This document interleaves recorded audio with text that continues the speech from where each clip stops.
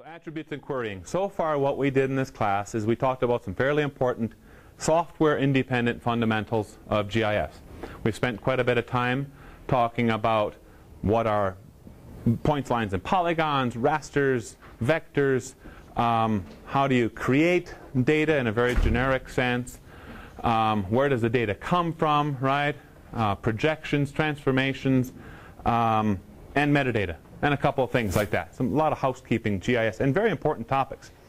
And in your exercises, you've had the opportunity to work with GIS data in ArcGIS.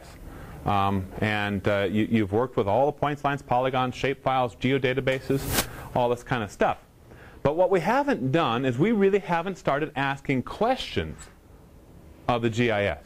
Remember I said early on in this class, that's one of the very powerful things about GIS is we can ask questions of the geographic information system, and in that way we can reveal those patterns between points, lines, and polygons, the relationship between the feature classes, and thereby understand how this big world works, and in some cases better understand, some very specific phenomena. For instance, I was talking just before class about the sheep and livestock guardian dog project that Bryson's working on, and there's some very interesting relationships that were looks like exist out there between sheep that have livestock guardian dogs with them and sheep that do not have livestock guardian dogs with them. And there's no way we could do it tabularly. We have to use geographic information systems to do that. And really, when we start asking those type of questions, what we're dealing with is spatial analysis. Before we can dig into spatial analysis, though, we've got to start maybe a little bit simpler and just understand how we can make queries ask questions of the attribute databases of the geographic information that's displayed to us inside of ArcGIS or some other GIS software. And that's what this is all about today, this presentation.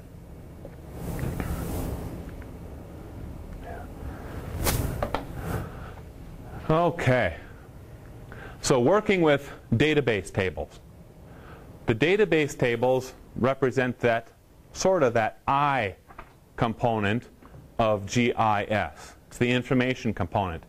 And as I said earlier in this class, there's of course a difference between data that we read or see in a database and information. Remember that distinction? Did we talk about that distinction in this class?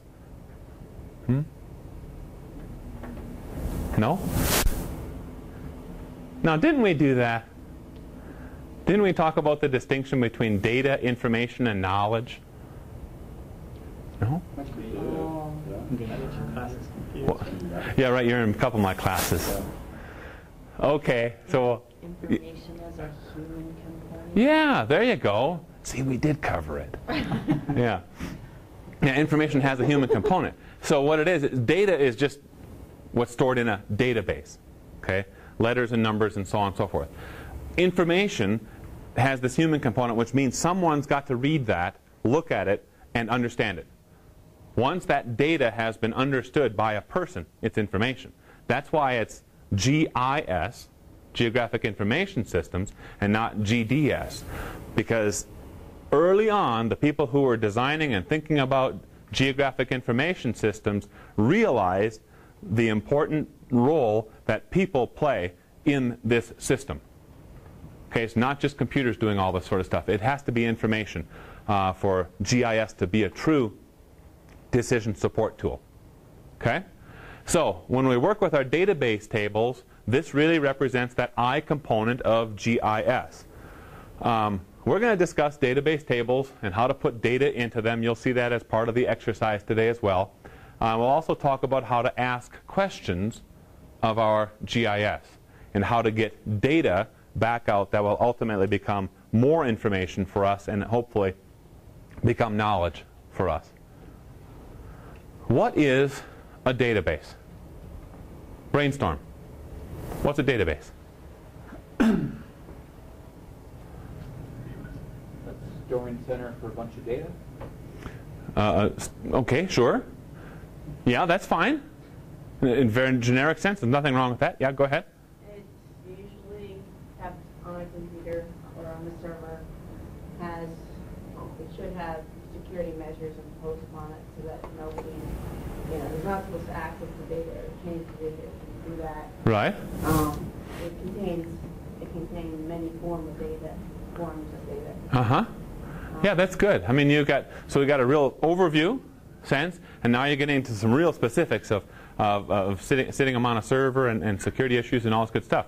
And that's good. Those are both good and valid descriptions of what a database is.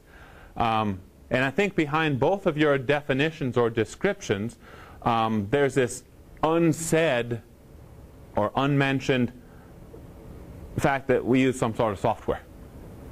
Right? We use a piece of software that represents that database. That is the database engine, whatever. Okay? And we can break down this database software into what we might call light duty, medium duty, and heavy duty. Okay? And what do I mean by that? Well, it's the practical application of the database software. If you're going to store maybe 50,000, 100,000 records in a database, you can get away with a light, medium duty database software. If you exceed that very much, get into the millions, right, then you're going to need to step up into a heavy duty piece of software. Okay, what do I mean by these light duty, heavy duty? Let's get some examples out here. Light duty, some people say, hey, I like to use Excel. Well, okay, we can allow that for the time being. You should understand, though, that Excel, Microsoft Excel, is spreadsheet software, and spreadsheets are not databases. Okay? If you take the IT for GIS class, and those students that are in the class have the permission now to nod off for the next couple of minutes. I'll try to prod you again to remind you when we have new material, because this is going to be more of an overview compared to what we deal with in that class. But we can use Excel spreadsheets in a database-ish fashion. And ArcGIS supports it. ArcGIS will see XLS and XLSX files and allow us to use that format as a means of getting data out of Excel and into maybe a standalone table inside of a geodatabase. Okay? So it's okay. We can do that sort of stuff. Just understand that you're dealing with a spreadsheet there, and it's not a database, and let's not call it a database. Okay? Medium duty. Microsoft Access. Yeah, that's good database. That's all right. That's a good relational database. Object relational, really, when it gets into being used as a personal geodatabase inside of Arc. It can be used. It's used in that fashion. That's good stuff. How many folks in here have heard of this thing, Paradox, that I have up on the screen? Have ever used Paradox? See, it's old. Now you're probably saying, see, Keith just didn't update his slides. No, I kept this one in here purposely, because it always reminds me to talk about this neat little story that I'll share with you. That years ago, the desktop database market was controlled by Paradox. Paradox had it, you know, and Microsoft just couldn't compete. They were slow. Access was a slow, terribly slow, sluggish piece of software that everyone just hated. No one, really, people weren't using it. Very, very, very small market share of that desktop database segment of the market.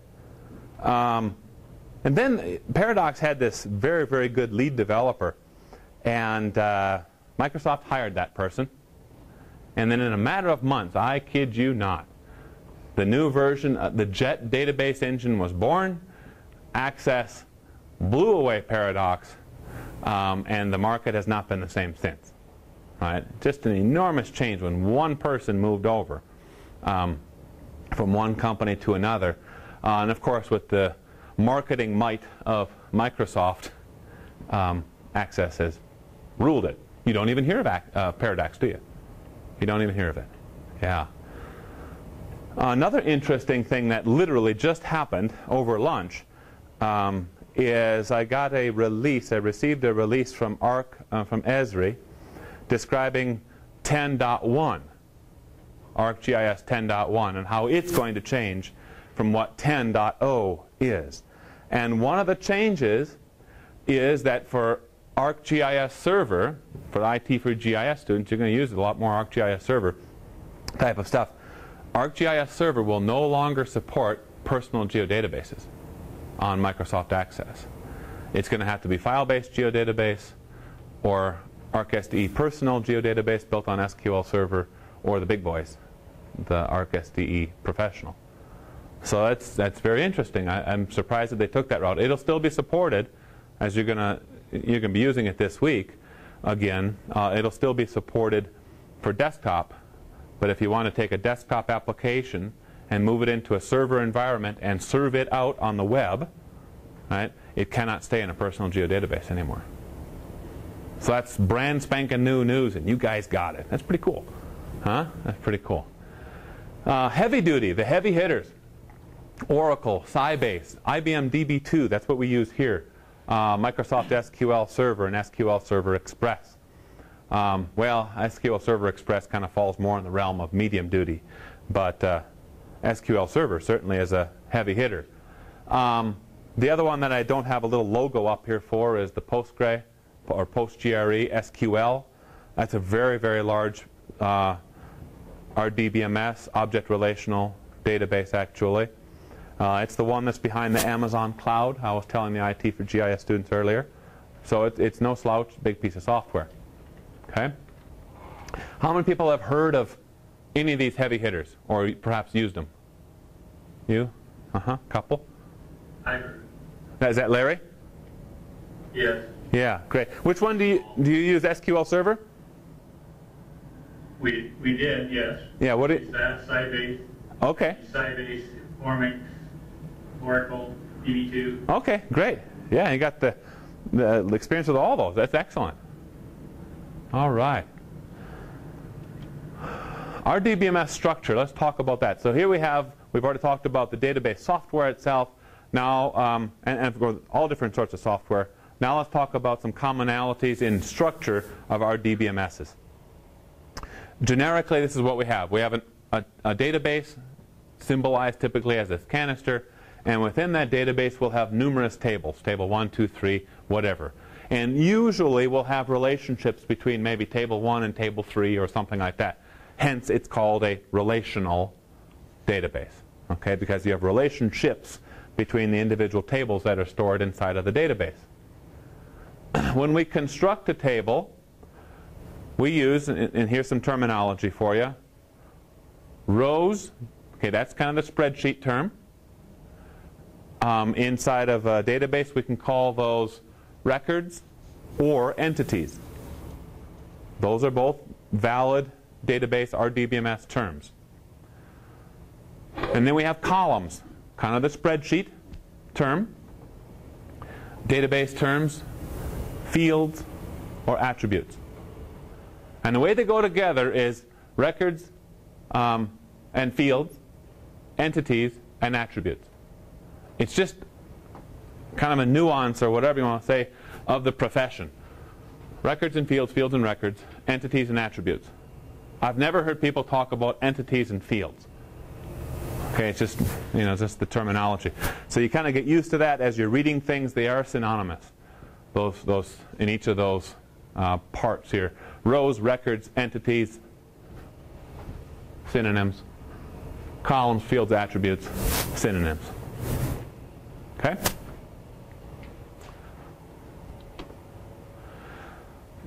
So here we see the columns and rows. Kind of looks like a spreadsheet, doesn't it? We have fields and records.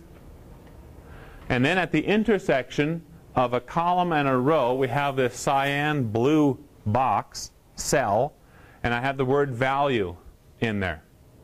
So each of these cells is considered a data value. One data value here, another data value there, so on and so forth. And it's important to understand in this database lingo that a data value doesn't have to be a number.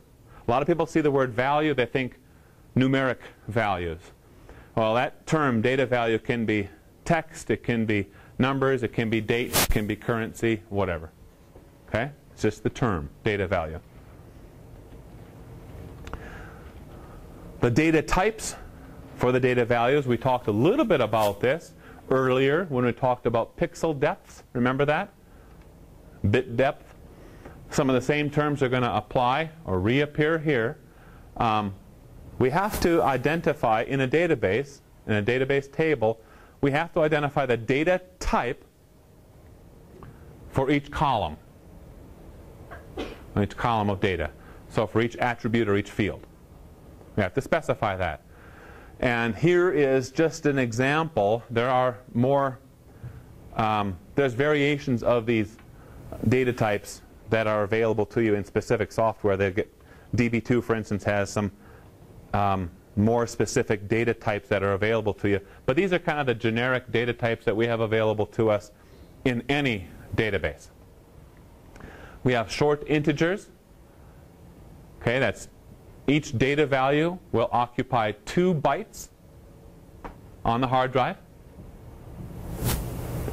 The valid range of values is roughly plus or minus 32,000. Plus or minus 32,000. Long integer, oftentimes called just long, 4 bytes per data value, plus or minus 2 billion. Float, or floating point, 4 bytes again per data value. And you can see it's an enormously complicated, if you want to call it that, number. It can carry decimal places. Okay? From n to the negative 45th to n to the positive 38. Then the largest type of number that we can store, and it can also carry decimal places, is a double. It is 8 bytes per data value, and it's any number from n to the negative 324 to n to the positive 308. Okay, so really gigantically precise numbers in there, and both those are the only 2 that will carry decimal places for us. Okay? Text or string, or sometimes called character data type. These consume a lot of hard drive space as we use these for each data value, and then the maximum length of that attribute, and that add those 2 together, and that's your number of bytes per data value. So if we set up a text or string field, call it URL. Now URLs can get real long, and a lot of times your URL type of fields are 50, 70, 100, 100 characters in length. So each time that you would store a URL, each data value, if it's 100 characters long, it's going to consume 110 bytes on the hard drive. Compared to, an integer at 2 bytes. Of course, you can't store URLs as integers. Okay, so you got to use the most appropriate data type to store the data correctly. I'm going to show you some tricks, though, to help you create, and we do this a lot more in IT for GIS, but to create some better, more efficient databases where we can replace some new character fields with numeric values, and it works out pretty nicely for us. Date is a special data type. Occupies 8 bytes. 8 bytes per data value. And it's any date from January 1st, 100 to December 31st, 9999. Now I know that you guys are all probably getting nervous about the upcoming year 10K problem, right? Because once we get into the year, because we don't go 9999. Once we get into the year 10,000, these computers are all going to crash just like they did in year 2K. And you guys remember that, right? Don't you? The big, year 2K, Y2K problem, well, up and coming is the year 10K problem. But I think we won't have problems with that ourselves, huh? Yeah, we'll leave that to the next couple of generations. And then we have these things called lobs, right? Lobs are only fairly recently supported by ArcGIS and really with the geodatabase. Lob stands for large object. That's it. Then there's variations of it, and it's just fun to say them. Blob, binary large object. Clob, character-based large object. You know, there's a whole bunch of different things. Lobs, blobs, and clobs. But they do occupy a fair amount of space. It's 22 bytes of overhead plus their maximum length in bytes. And sometimes they can be variants where the size of the attribute will actually shrink and swell to the size of the data, but don't worry about that too much in this class. That's another topic for the details of IT for GIS. Lobs are cool, though, I'll say this much, because you can store objects. That's what it says, right? Large object. So what's an object? Well, a PDF file. A PDF file can actually be stored as a data value in a database. A lot of people say, well, how's that going to work? What do you mean? Just that cell doesn't contain integers or text. It contains an object. And that object is a PDF file. Or that object is a JPEG, a photograph. Right? Or an e-reader file of the Tolstoy's War and Peace. Yeah. Yeah, literally, these big heavy-duty databases can store that sort of stuff in one cell of a database table. Yeah, so we're talking about some enormously powerful tools. And of course, we only see the kind of the simplistic side of it, just putting in numbers and letters and doing some stuff like that. But you know, I think in the future, in ArcGIS and in other fields, we're going to see a lot more a lot more usage of these special data types, lobs, blobs, clobs, and those sort of things. Kind of a cool thing. Data modeling is a process that is, or whereby we determine the appropriate data type for each attribute. And I'll tell you this, when a person goes through a data type or a data modeling exercise, and we do it again in the IT for GIS class, there's not just one right answer. You know, every year when I take a look at those exercises and they come back in, a lot of students get a 100 on that. But if you take all those, let's say, that got the 100 on their data modeling exercise, and you look at their individual answers on how they would model this data in a database, they're not the same. They're not the same, but they're still correct. Okay, they made some good decisions, and they could support their decisions. They could justify their decisions on why they chose a certain data type for each individual attribute. But that's the process, and it's a very important process to try to make an efficient database. If you're accustomed to, if your world of databases is a shapefile DBF, where you store maybe a couple thousand records, it may seem kind of silly to think about we got to do everything we can to make this database table as efficient as possible, as fast as possible, spend tremendous amounts of time thinking about data type for each individual attribute and ways to increase performance and optimize our database. Yeah, that would be a waste of time if we have only 1,000 or so records that we're dealing with in a DBF flat file. But once we start talking about enterprise GIS, millions of records in each table, and they're related to each other in these all different ways of relating to each other, then every little bit that we can do to increase the performance, optimize the performance of those databases pays off. And the way I teach GIS, starting with principles and IT all the way through IT for GIS, is always trying to get folks to think about enterprise GIS applications. Okay? Because that's the future. And hey, I'm getting older. We're all getting older. And I'm not going to be around forever. But you guys are just starting. And your world is going to be immersed in enterprise. Big databases, you know, that sort of stuff. So you need to be aware of it. You need to be able to leverage it, use it, be on top of it, you know. So data typing, data modeling is an important thing. Data dictionaries, another important aspect of creating a good database.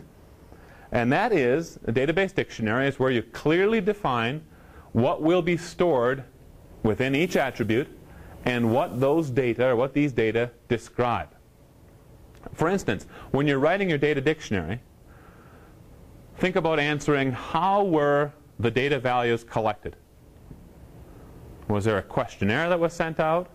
Were people going out in the field and making measurements? If so, how did they do it? You know, all these sorts of things. Was it a subsample, random sample, systematic sample? All these sort of things. And that sort of stuff should be put into the data dictionary, and ultimately that data dictionary will carry forward, or should carry forward, into what? Where will we see this stuff again? Metadata. Metadata, right. Because again, thinking enterprise GIS, you may be the person who creates the GIS data, but it's no longer this independent type of thing anymore. You might create the data, but 10 more people are going to use that data. And you've got to make it user-friendly, usable by those other people. And that, we know, is going to, falls right back onto the shoulders of metadata. And where does this information come from for the metadata? Well, your database dictionary. Because you're the person making all the data, the GIS data. And frequently what happens with metadata is someone else in an enterprise will write the geospatial metadata. I've hired students in here for years as metadata librarians, and what they do is they go through our spatial library, and we finally finished that project last summer. 40-some thousand GIS data sets. It took us years to go through every single one of them, make sure they have good metadata on it. And those students that were doing that, they weren't the ones who created the data. Their task was to be the custodian on that stuff and write the documentation. And sometimes come and talk to me, sometimes come and talk to some postdocs, whatever. But interrogate the database as much as they could to figure out what this thing means. So another really important part of good database design or database setup is writing a nice data dictionary. And of course, creating tables, creating the tables themselves. You can use our catalog to create new, empty, standalone tables inside of a geodatabase. Pretty easy to do. Of course, you enter the name of each attribute, and when you create a brand new attribute or field, you can also create what's called an alias for each attribute. What's an alias? Different name. A different name. And the name is usually what? Usually harder to understand or more explicit? It's probably a little easier. Yeah. It's usually almost like a sentence, it could be. And a lot of folks who may be running SQL queries, kind of standalone executable SQLs behind the scenes on a big database, they don't, when they got to type it out themselves, they don't like to type out these really long field names over and over and over again. So the actual field may be called something cryptic. F1 1999. Okay, that means something to that database designer, database programmer. But then for the end user, they apply an alias over it, which is field sample ID 1999, year 1999. Okay, that's what the end user sees. Oh, it makes great sense. Okay, because when we, as end users, interact with that database and we write an SQL query that I'll show you here in a little bit, we double-click on the name. We can double-click just as easily on a cryptic name as we can on a very long, lengthy name, right? So it's good to apply an alias. Nothing wrong with that. Now, even the big databases, IBM DB2, Oracle, SQL Server, they're getting so much with into the graphical user interface type of environment, just like we're doing inside of ARC. And so the need to use cryptic names is less and less and less, because everyone's starting to click everywhere, and there's not so much of the type it out type of commands anymore. Okay? But aliases can still be useful. You're limited to about 12 characters, In some software, you're limited to 12 characters for the name of a field. If you want to use something longer than that, you want to use breaks, special symbols in the names of your aliases. You can do that with the alias, but sometimes you're restricted in what you can actually use as a field name. So you can play around with aliases. It's kind of a nice thing. And of course, you need to identify its data type. That's what we talked about before, the data typing, data modeling exercise. And any additional field properties, like the length of it. If you're setting up a character or text or string-based attribute, then context specific to the fact that this is a text field, you have to specify the maximum length of that text field. 10 characters, 20, 50, whatever. Okay? And that's it. That's all you need to do. Then you click the OK button, and ARC creates a new attribute for you in that table. After you have your database table set up, then you populate the database. That's a fancy term, I guess. Simply means putting data into it, doing the data entry process. But you're not done. Once you finish populating the database, you're not done. A lot of people say, whew, that was a lot of work. I got all that, stack of paper put in there, or here's an Excel spreadsheet I needed to convert over to this, whatever it is. And they say, ooh, I'm done. I feel good about that. Well, thanks. Did a great job getting it in there, but there's one more step. And that's an oftentimes overlooked step. And that's validating the database and all that data entry. It is so easy for people to make mistakes, just small typos that can just mess things up when we're doing our queries, as you'll see here in a little bit. You really need to go through that validation process to see if the data was put into the database correctly, if there's not typographical type of errors. This is a good reason to really consider when you do data collection. A lot of folks are doing data collection with GPSs, handheld digital devices. And when you're doing that, try as much as you can to make the selection that the field person puts in, could be yourself, try to set it up so that they do as much selecting from drop-down lists and stuff like that as possible, instead of having to type things in with that crazy little keyboard. And, oh my gosh. I mean, some of you guys might be good at all this texting type of stuff, but I just hate those things, Even the little QWERTY keyboards that they give you. And I don't think I have enormous thumbs, but I can't hit. I'm going with the side of my thumbs all the time. I'm terrible. Just terrible at that. So for people like me, give me drop downs, and that really reduces typographical errors that'll end up, because if you're just taking that GPS, downloading it, it just carries across, right? You're not doing any cleanup. The cleanup might happen when you do your value. That's a great example.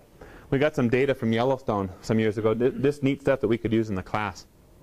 One of the pieces of data was the roads of Yellowstone National Park, and one of the attributes in there was if the road was surveyed, yes or no, flag type of field, Boolean field, true or false. So that if it was surveyed, then the idea is that the road is very accurately placed in relation to other features in the park. And then when it was surveyed, and then who surveyed it. Okay, so a lot of that stuff was pretty easy. They might have had a drop-down list box for the true, false, but they might have wanted it seemed like they might have wanted a person to almost sign it when they surveyed it, so they put their name in. Well, apparently one of their surveyors was Skip Repetto. And sometimes Skip Repetto would sign his name very formally as Skip Repetto. Sometimes it was Skip Jammer. Sometimes it was Skip. Sometimes it was Skip Repetto with everything lowercase. Sometimes all uppercase. Wow. Now the uppercase, lowercase doesn't cause too much problems. Doesn't cause problems for this SQL queries. But Skip Jammer and Skip Repetto and Skip really messes it up, because if you want to know how many miles of road were surveyed by Mr. Skip Repetto, right, you got to have one entry for the guy, right? So if there was a drop-down list box and you choose, whoever this person is doing the surveying, click, click, it's all done with. It's entered one way. And that's maybe the accepted way, okay? Kind of neat. Kind of neat stuff. Real world data. Okay, any questions about just setting up a database table, your own database table? Folks okay with that, those concepts? Not too hard, right? Not too difficult. Now we've got a database. Now let's talk about how we query the database or we ask questions of it. Maybe something we created ourselves or something that someone else created that we're going to try to use. Querying in GIS, our queries can have direction. Let's start off by talking about that. They can have direction. In other words, we can start by clicking on some geography, points, lines, and polygons. And then once we've selected some points, lines, or polygons, some features, then we can ask ArcGIS, what are the attributes that describe these features? So that's what we call a from geography to attribute type of query, that direction. The other direction is the inverse, where maybe we pop up a database table and we find all the roads that were surveyed by Skip Repetto. We see all the records. Okay, we have 25 records. Where are these roads? Right? So we minimize our table or something, zoom into Yellowstone National Park map, and we see those roads have been selected for us, typically with that cyan blue color. Oh, there they are. You know, it's part of the Grand Loop. Something like that. You see the difference in those directions, from attributes to geography, from geography to attributes. Okay? Let's see some examples of some of these querying tools. When we query from geography to attributes, we can use the Identify tool or the Select by Location tool. The Identify tool is this one right here. Select by Location tool is this one. Of course, you can click on the little drop-down arrow and see this flyout menu and choose just how you want to do the Select by Location. Select with a normal rectangle, upper, lower right, that sort of thing. Select by a polygon, you just click around in an odd shape, whatever shape you want. Select by lasso, woohoo! It must be for some Owens like that. Around it. Select by circle. Well, there's a circle again. The lasso is kind of an odd-shaped thing again. Select by line. Lots of different ways that we can make those selections. And when we're using the from attributes to geography type of direction, we can use the Find tool. That looks like a little set of binoculars that you see on your toolbar. And that's been like that since the days of ArcView 3. Or you can use the SQL, Query by Attributes tool.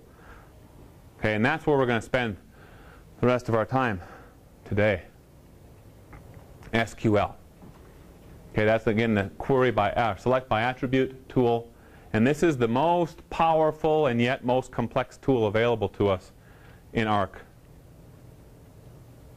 A lot of people are afraid of this one.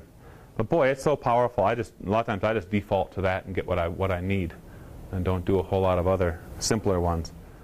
SQL, by the way, stands for Structured Query Language. A lot of folks want to say standard. It's not. It's structured. It's very rigid to make it work correctly. And by no means is it standard, because it's changed over time. It's getting closer to standard, but it's still not. And it never will be, because some databases will support one type of special keyword and another one won't.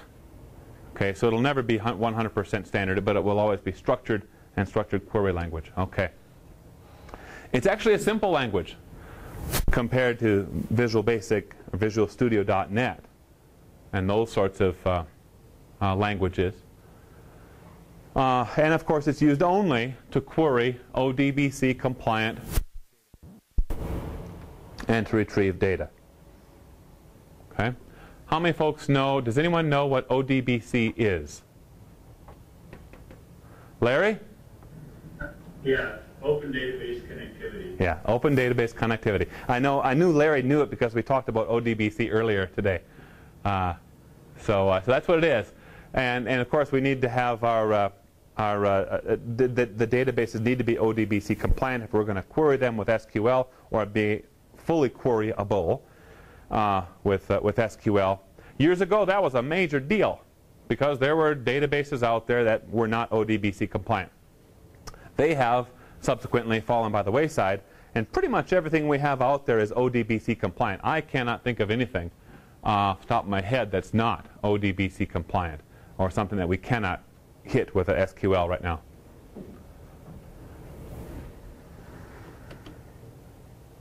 The structure of a SQL statement, we're going to go through this step by step. Hopefully folks really understand SQL after this, at least if they see an SQL statement, be able to understand it. The most basic SQL statement is this. Select star everything. Star is a wildcard. Always stands as a wildcard from the days of DOS and Unix, those sorts of things. From database name dot table name. Select everything from database name dot table name. That's pretty simple. We're getting everything. So select is the command. Star is a wildcard, everything and anything. Database.table is the target of this query. When we execute the query against the database, that's where it's going.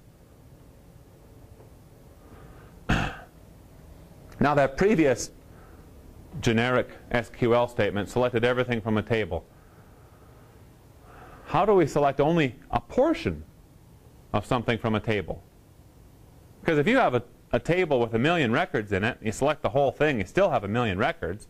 What are you going to do? Read through each individual thing? You know? No, a lot of times we're going to want GIS, ArcGIS, or any SQL command to return only what we're interested in, to satisfy, you know, our question that we have in our head. So how do we do that?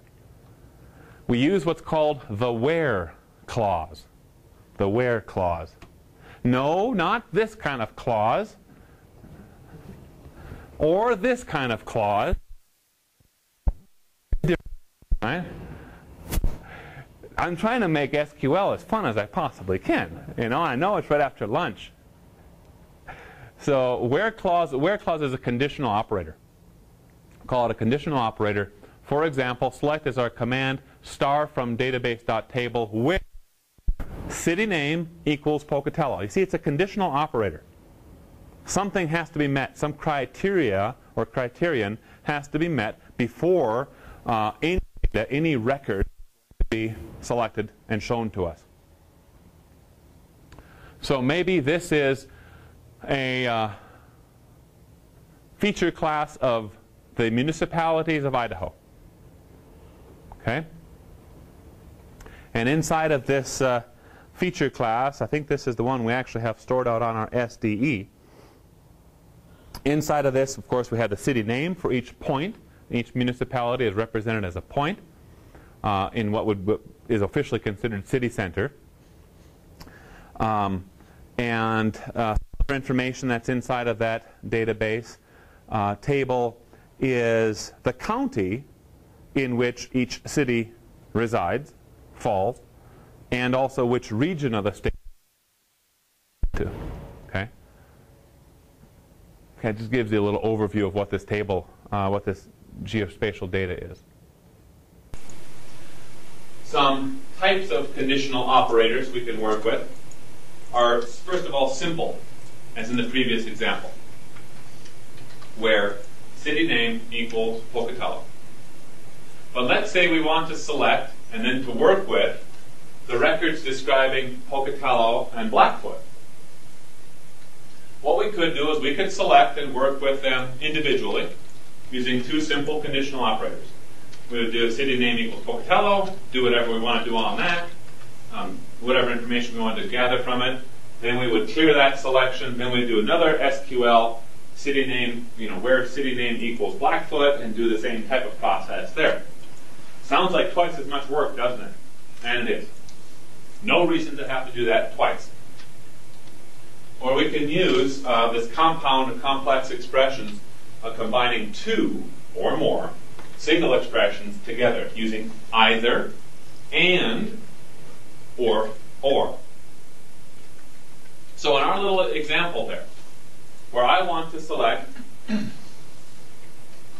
the records, the features and records that represent Pocatello and Blackfoot. And I want to write this as a compound expression. Which of those compound expression do I use? And or? And. I have a vote for and absolute silence from the rest of the class. Well, there's only two choices. Does anyone want to disagree with Mike? Don't you want or because you want both of them, not them combined? Yeah, let's run through it. Let's start with the and. It's on top. Okay, it's the first one on our list. If we do a compound expression that reads select star from SDE, this name of our database, dot cities or municipalities, where city name equals Pocatello and city name equals Blackfoot, what are we going to get? See, the way that engine works is it goes to the first record, let's say, in the database table, and it looks at the city name attribute, and the first criteria was, does it equal Pocatello? And it says, yeah, this equals Pocatello. But then we say, and city name has to equal Blackfoot. So are we ever going to find a record where the city name equals both Blackfoot and Pocatello? No, it won't work. See, but conversationally, and I always set this up this way, conversationally we can't help it. We say, and it's correct conversationally, we say, I want to find all of the municipalities, records for the municipalities of Blackfoot and Pocatello. Right? But we don't write things that way in an SQL. We write it with the or. We have to do the or statement. So then, when it's all done, going through every single record that we have in our database, we'd end up with two records returned to us, one with all the descriptions of Pocatello, all the attributes describing Pocatello, and the second describing as much as the database has about Blackfoot. Okay? So we'd use the or in that case. There it is all spelled out for you. There's a button in the Select by Attributes tool that says verify the expression. It's a good tool to use. However, if we had put in and here, and we click the verify expression button, that verify would say everything worked fine. But what it would also tell you, read it carefully, is it would probably also say, however, no records were returned by this query. And that's an indication, uh-oh, I probably wrote something wrong. And if it's a compound expression that you're writing, look at your ands and ors and see if that's what's causing you the problem. So there we go. Why or before a record or entity is returned as a result of a query, the record must satisfy each where clause whenever the and is used. When or is used, the record must satisfy only one of the where clauses. And you could have a string of those. So, key concepts today, before we turn you loose. SQL is very powerful and highly structured. Databases are the heart of GIS. See if we get this to go. Being able to ask questions of GIS is really extremely important to what we do. Our questions or queries can take on direction, from geography to the attributes, attributes to the geography. And do you have any queries? See, I had questions up there. I always have 4 questions, but hey, I'm going to change it. Any queries today?